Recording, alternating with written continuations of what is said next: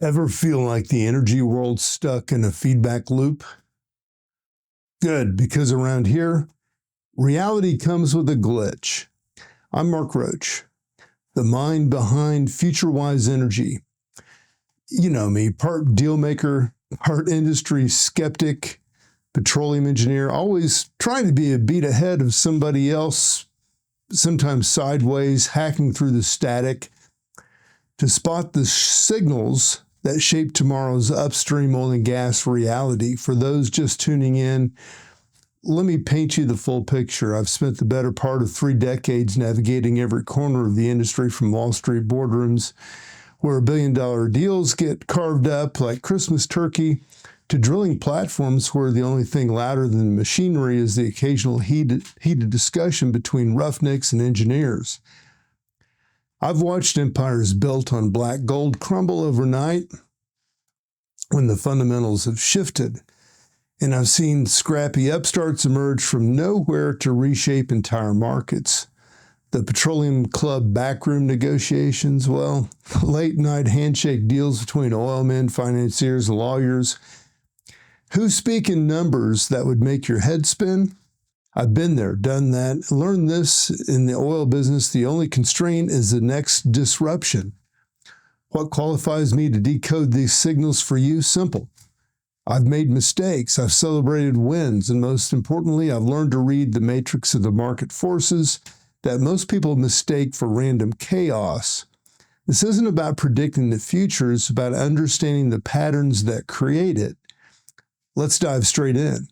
The crude markets aren't just spreadsheets playing patty cake with commodity tickers. They're sending coded transmissions. You've got to tune your receptors if you want the real story. What's that sound? WTI bouncing between 63.60 and 64.51 per barrel, almost trance-like in its stillness, while Brent hums at 66.48 to 67.67. Henry Hub natural gas is marking time at 296 per MMBTU. These numbers, think of them as the digital pulse of an industry caught in mid-morph. Don't squint. They're down about $18 from last year. The surface is calm, but the undertow is all change, volatility and pressure. But here's where it gets interesting. That $18 drop isn't just market noise, it's structural messaging. When you compare today's prices to 5 years ago, WTI was trading in the $55 to $60 range, Brent around 60 to 65. 20 years back, WTI was at 43, Brent at 40. The trajectory tells us a story of an industry that's learned to operate profitably at lower price points through sheer technological domination and operational discipline. The Henry Hub comparison is even more revealing. Today, 296 versus 558 20 years ago. That's not just an inflation adjustment. That's the result of the shale revolution fundamentally rewiring North American energy dynamics.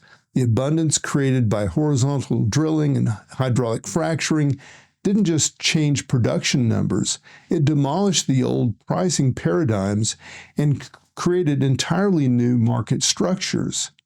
U.S. production is the triple agent in this drama. 13.38 million barrels a day this August, hanging in just under last year's peak.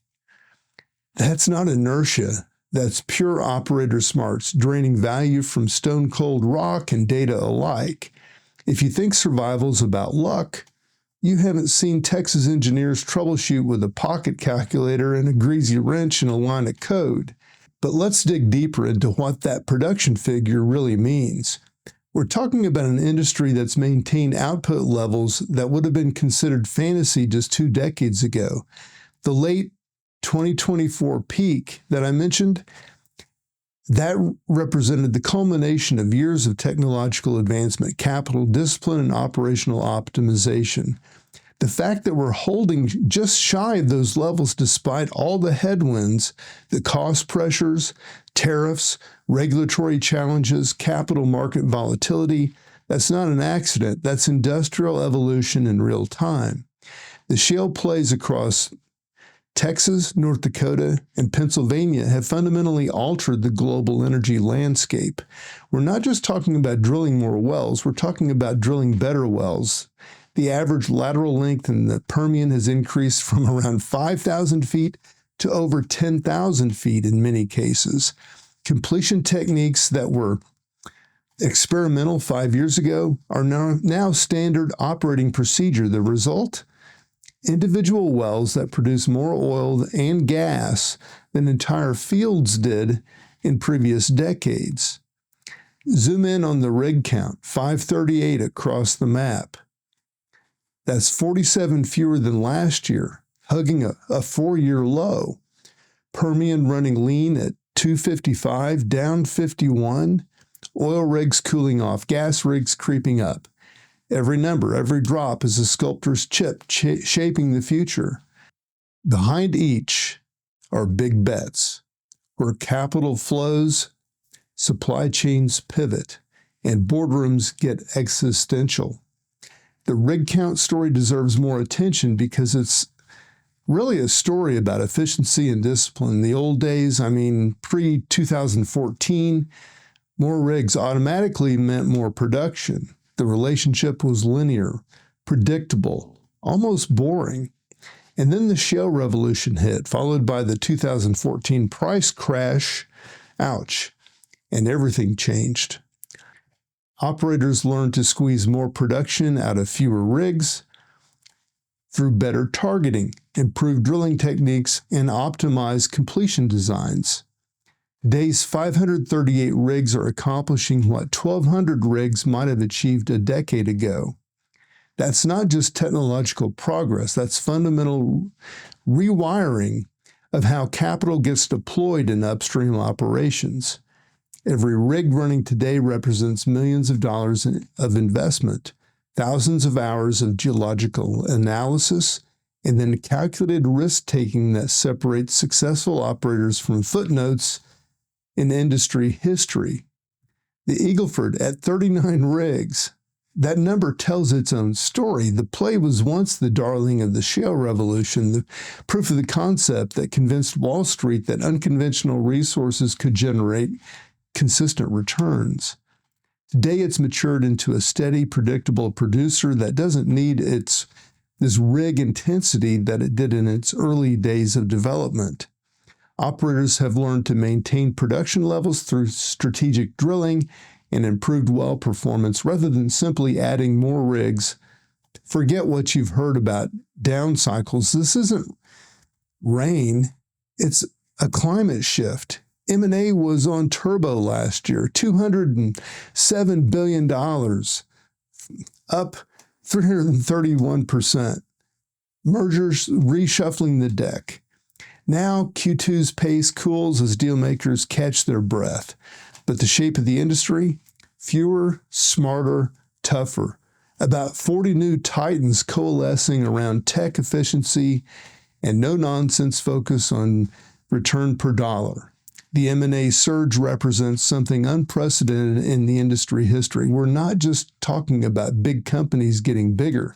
We're talking about a fundamental restructuring of the competitive landscape. The 330% increase in deal value reflects desperation, opportunity, and strategic positioning, all rolled into one explosive cocktail.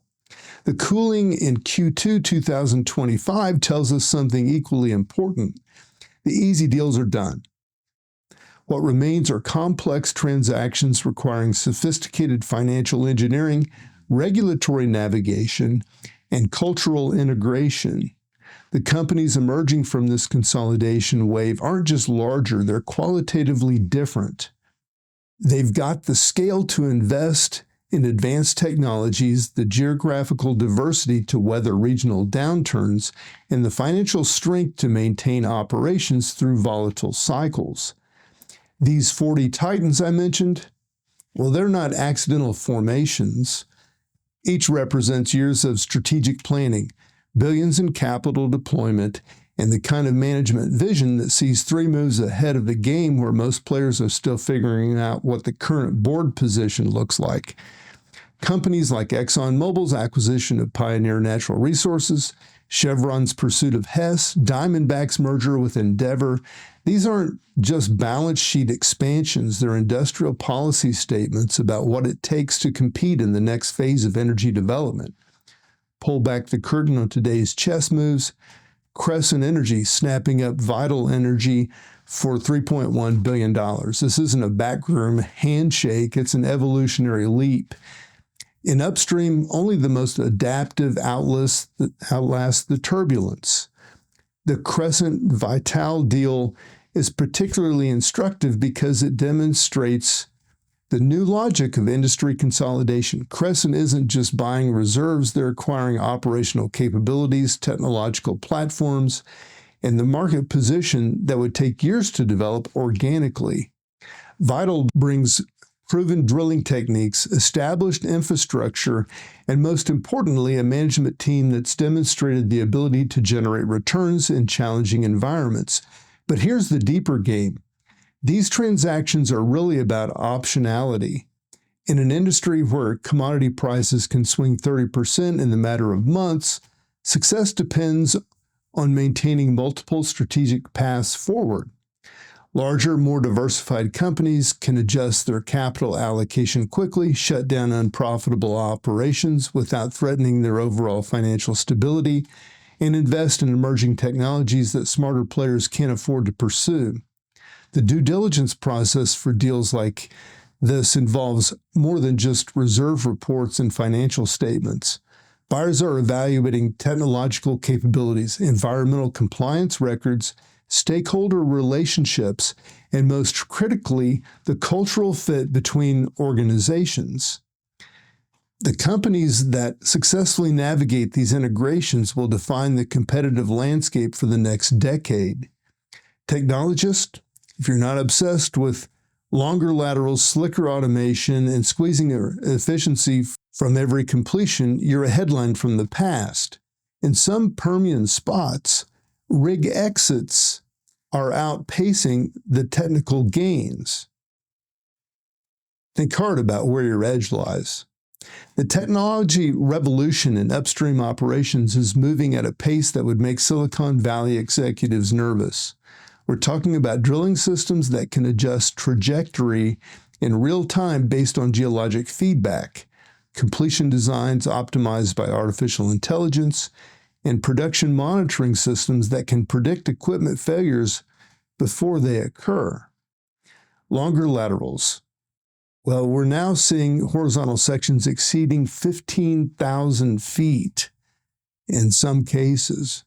And these require precision that would have been impossible just 5 years ago. The drilling systems are capable of maintaining wellbore integrity over these distances, and they represent engineering achievements that rival anything in aerospace or automotive manufacturing.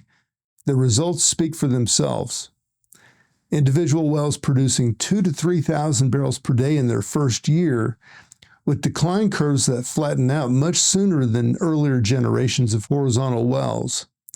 Automation is eliminating not just jobs, but entire categories of human error. Drilling rigs equipped with automated systems can maintain optimal drilling parameters 24/7, adjusting for geologic variations, weather conditions, and equipment performance in ways that human operators simply just cannot match. The safety improvements alone justify the investment, but the efficiency gains are what's driving the widespread adoption.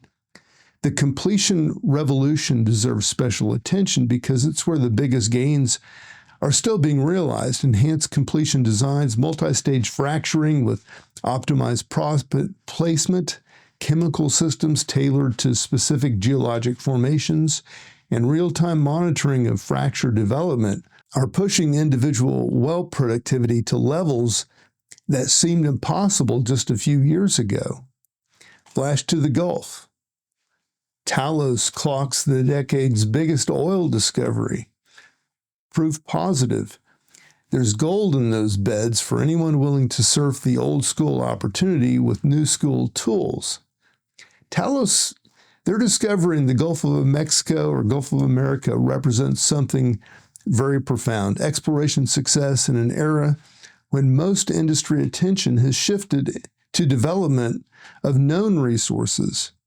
This isn't just another drilling success story. It's validation of the concept that advanced technology can still unlock significant new reserves in mature basins. The Gulf of Mexico, or the Gulf of America, has been producing oil and gas for over a century, with water depths and technological challenges that have pushed the boundaries of offshore technology for decades. The fact that Talos could identify and successfully drill a major new field in this well-explored region demonstrates the power of advanced seismic imaging, geologic modeling, and drilling techniques. But here's the strategic implication. If major discoveries are still possible in the Gulf of America or the Gulf of Mexico, what opportunities exist in less explored basins around the world? The technology that enabled Talos, their discovery, 3D and 4D seismic, advanced reservoir modeling, extended reach drilling capabilities, well, this is available to operators willing to invest in exploration programs. The offshore sector has always required a different risk profile than onshore development. Projects that, they take years to develop, and they require hundreds of millions up front in investment and depend on sustained high oil prices to generate returns. But when they work, they can transform company fortunes and reshape regional energy balances. Quick reality check. Escalating cost and fraying productivity in the shales aren't timing errors, they're tectonic fault lines. The easy barrels are gone, so what remains is a test of capital skill, engineering creativity, and who's actually watching every decimal point. The cost inflation hitting shale operators isn't temporary friction, it's structural challenge that's forcing a fundamental reevaluation of development strategies.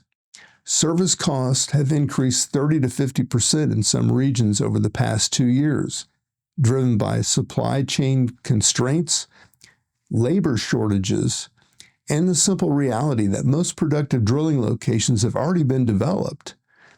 Productivity declines in mature shale plays reflect geologic reality, not operational failure. The best reservoir rock gets drilled first, leaving subsequent development to deal with lower quality formations, increased spacing challenges, and the complex reservoir interactions that occur as field development progresses. Smart operators are responding by completely reimagining their development strategies. Instead of simply drilling more wells, they're optimizing spacing patterns, experimenting with enhanced completion designs, and investing heavily in reservoir surveillance technologies that can guide production optimization decisions. These companies succeed in this environment, and they share common characteristics: obsessive focus on cost management, willingness to experiment with new technologies, and most importantly, the analytical capability to distinguish between temporary headwinds and permanent geologic constraints. Natural gas is like a TV plot twist. Big inventories, robust output, so prices sag. But watch the crawl text. EIA is betting a slow but sure rebound as LNG exports amplify. At home, abundance. Abroad, opportunity. Who wins? Those who are set up for export, not just extraction. The natural gas story is fascinating because it illustrates how technological success can create its own set of challenges. U.S. natural gas production has increased so dramatically over the past decade that domestic consumption simply can't absorb all that supply. The result has been persistently low prices that have driven many gas-focused operators to the brink of financial distress. But here's where global market dynamics create opportunity. LNG export capacity is expanding rapidly. creating new demand outlets for U.S. natural gas production. The infrastructure investments required to liquefy, transport, and regasify natural gas represents billions in capital deployment and years of lead time. But they're creating permanent demand channels that can absorb growing U.S. production. The EIA's forecast of gradually increasing prices reflects not just export demand growth, but also the reality that at current price levels, many natural gas wells simply aren't economic to drill. The market is working through an oversupply situation, but the combination of export demand growth and reduced drilling activity will eventually restore price equilibrium. Companies positioned to benefit from LNG exports aren't just gas producers. They're integrated players with positions across the entire value chain, from wellhead production to export terminal operations.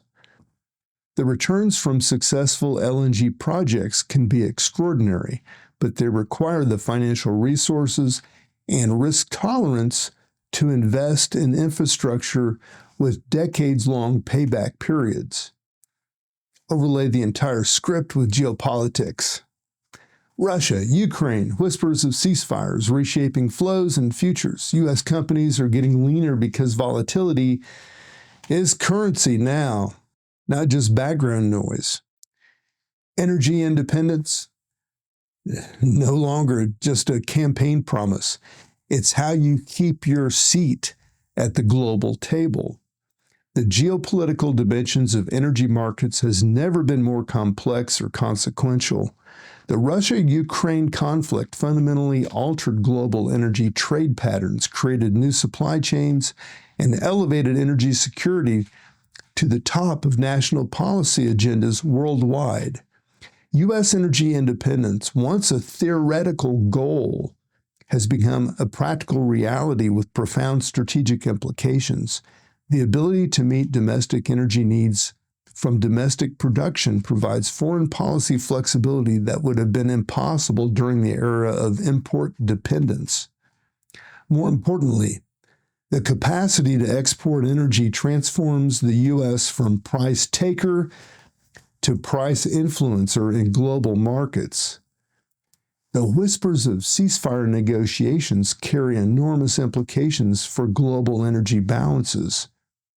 Russian energy exports, currently constrained by sanctions and infrastructure disruptions, represents massive potential supply that could dramatically alter global pricing dynamics. U.S. operators who've built their business models around current price assumptions need contingency planning for scenarios where Russian supplies happen to return to global markets. Energy security considerations are driving policy decisions across Europe, Asia, and other regions that create long-term demand for U.S. energy exports. These aren't just commercial relationships. They're strategic partnerships that can survive price volatility and political changes because they serve mutual security interest. So here's the glitch. The fastest, smartest teams, not the loudest or the biggest, take the future. Drilling the most, well, that's old news. Drilling the best, well, that's the game. Every win's a cocktail of tech adoption, relentless trimming of fat, and reading signals that no algorithm can fake. The transformation from volume-based to value-based competition represents the most significant shift in upstream strategy since the advent of horizontal drilling. Companies that built their reputation on drilling thousands of wells are being overtaken by operators who drill hundreds of wells, but generate better returns per dollar invested. This shift requires completely different organizational capabilities. Instead of massive drilling organizations, successful operators need advanced analytic capabilities, sophisticated reservoir management systems, and most critically, the cultural agility to adapt quickly when market conditions change. The signal reading capability that I mentioned isn't just market analysis, it's the integration of geologic data, market intelligence, technological capabilities, and competitive positioning into strategic decision-making frameworks that can guide capital allocation in real time. The companies that master this integration will define industry leadership for the next decade. Inflation, productivity choke points, these are now features, not bugs in the operating system. The sector's true leaders cut with sharp discipline, apply lean tech, and tune their risk meters for change. The laggards, they'll be the next buyout ticker or cautionary tale. Cost inflation in upstream operations reflects broader economic trends, but it also creates competitive opportunities for operators with superior cost management capabilities.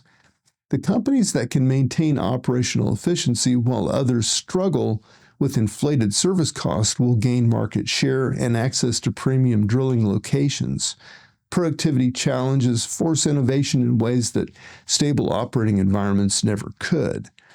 When traditional approaches stop generating acceptable returns, operators must experiment with new technologies, rethink established practices, and take calculated risk on unproven techniques. Risk management in the current environment requires sophisticated scenario planning and real-time adjustment capabilities. The operators succeeding aren't just those with the best assumptions. They're the ones prepared for multiple outcomes and capable of pivoting quickly when conditions change. The next decade's landscape, consolidated, connected, brainier. Well, the mighty giants of M&A will run faster, exploit smarter plays, and rack up loyalty from capital markets by being steady hands, not wildcatters chasing ghosts. ESG isn't PR wallpaper, it's baked into how you operate, win contracts, and outlast scrutiny. Industry consolidation is creating companies with unprecedented capabilities, geographical diversification that provides natural hedging against regional downturns, technological resources that can be deployed across multiple plays, and financial strength that enables counter-cyclical investment strategies. The connected aspect reflects not just digital technology adoption, but integration across the entire value chain. These emerging giants maintain real-time visibility in everything from reservoir performance to global commodity markets, enabling decision-making, speed, and accuracy that smaller operators just can't match. Environmental, social, and governance considerations have evolved from compliance requirements to competitive advantages. Operators with strong ESG performance gain access to lower-cost capital, premium market opportunities, and stakeholder relationships that provide strategic flexibility during challenging periods. International stakes crank up the volume. U.S. exports drive strategy in a fiercely multipolar monetization game, blending energy, politics, and supply security with every cargo. If global demand is still a footnote in your playbook, rewrite it fast. The global energy trade is being restructured around security considerations as much as economic efficiency. Long-term supply agreements, strategic reserves, and diversified supply chains reflect government policies that prioritize reliability over pure cost optimization. U.S. energy exports aren't just commercial transactions. They're strategic assets that provide geopolitical influence and economic leverage. The countries and companies that understand this dual nature will structure their international operations to capture both commercial returns and strategic optionality. The multipolar world emerging from current geopolitical tensions creates both challenges and opportunities for U.S. energy companies. Multiple power centers mean more potential consumers for U.S. energy exports, but also more complex regulatory environments and competitive pressures. Let's talk to the money, folks. Agility, adaptability, and capital discipline trump sheer bulk. Management teams that grok tech, read geopolitical winds, and stay lean will keep the upper hand. Financial markets are rewarding operators who demonstrate consistent returns over those chasing growth at any cost. Investment criteria in upstream oil and gas have fundamentally shifted towards sustainability and predictability. Investors who once rewarded rapid production growth now focus on free cash flow generation, dividend sustainability, and balance sheet strength. This shift rewards companies with disciplined capital allocation and penalizes those pursuing growth for its own sake. The management teams succeeding in this environment combine technical expertise with financial discipline and strategic vision. They understand that successful upstream operations require constant optimization across multiple dimensions: geologic, technological, financial, and strategic. Capital markets are providing lower-cost funding to operators who demonstrate these capabilities while restricting access for companies that haven't adapted to new investment criteria. This creates a reinforcing cycle where successful operators can gain access to growth capital while struggling companies face increasing financial constraints.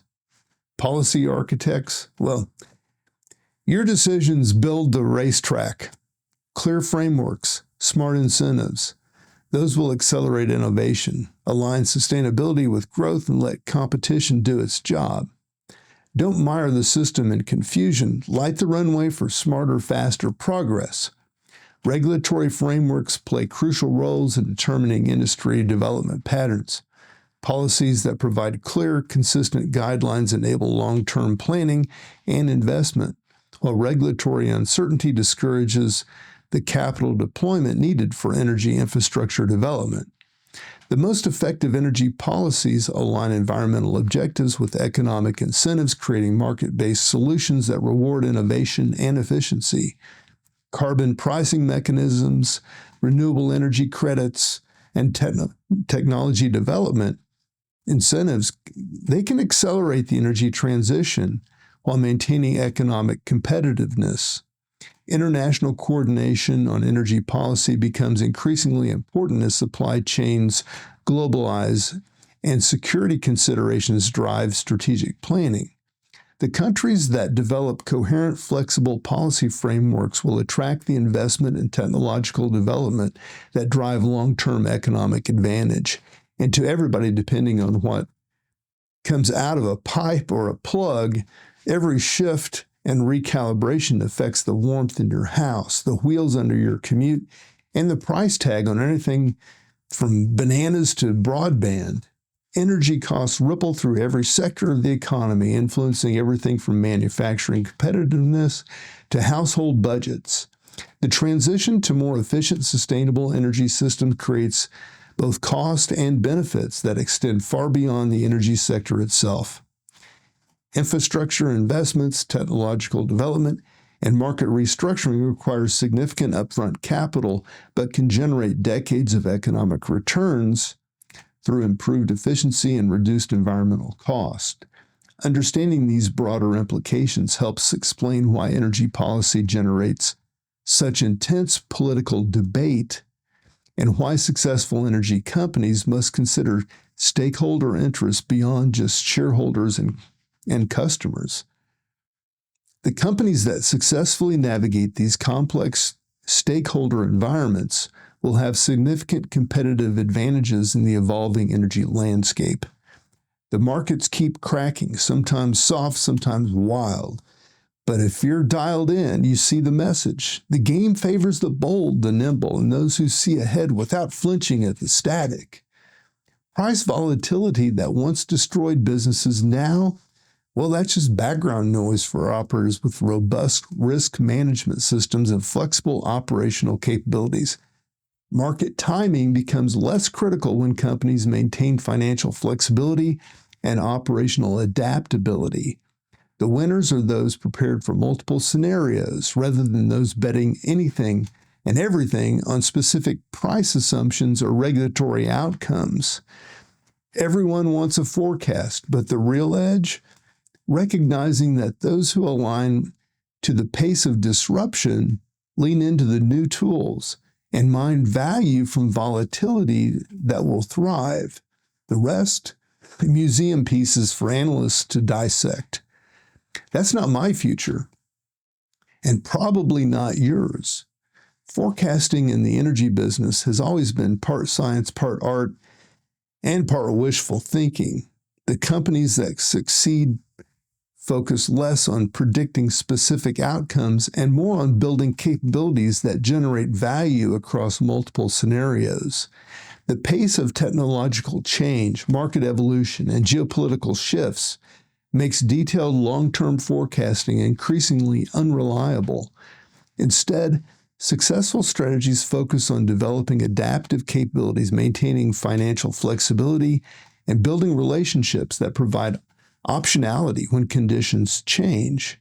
The transformation of the upstream oil and gas industry represents more than cyclical change. It's fundamental evolution towards more efficient, sustainable, and technologically advanced operations. The companies that embrace this evolution will define industry leadership for decades to come, while those that resist will become cautionary tales for business school case studies. This isn't just about energy markets. It's about industrial transformation in an era of rapid technological change, geopolitical volatility, and shifting social expectations. The lessons learned from upstream oil and gas apply to industries across industries facing similar pressures for efficiency, sustainability, and adaptability. The future belongs to organizations that can simultaneously manage traditional operations while investing in emerging technologies, navigate global markets while maintaining local relationships, and generate financial returns while meeting evolving environmental and social expectations. That's not an easy balance, but it's the price of admission for long-term success in the modern energy landscape. The upstream oil and gas sector isn't the same industry it was 5 years ago, and it won't be the same industry 5 years from now.